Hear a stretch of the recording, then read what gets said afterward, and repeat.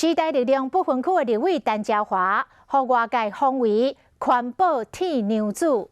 长期以来，对空气污染、对水资源保育的议题拢正投入。因为关心香港的问题，前2天伊来提案，要来编预算，提供香港政治的援助。但是，这个提案的内容却来出现着台湾执政党当局这种的字眼，防质疑是自我矮化。再去陈椒华为着伊用词无妥当来回释咧。那另外2个联署人，民进党的立委高嘉瑜甲林楚茵，嘛伫家己的面册来回应。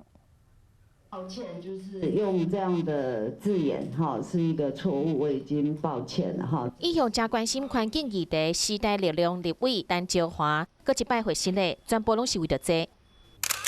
烦恼香港的问题，陈椒华伫立法院提案编列预算，提供香港政治援助。但是斟酌看，竟然使用台湾执政党当局这几个字，有自我矮化的嫌疑。整个提案的送签是我的行政团队，我的办公室团队，我想我是要负责的，真的是诚心表达到抱歉哈。陈椒华伊讲无成案，但是用词无妥当，所以道歉。这份提案还有2个联署人，就是民进党立委高嘉瑜和林楚茵，引起网友的不满。粉丝也去用出征，林楚茵发文还原过程，高嘉瑜嘛伫面册顶悬回应，无人会刻意矮化台湾。政治人物欠缺敏感度，拄到眼力较好的乡民，难免就会去用摕来做文章。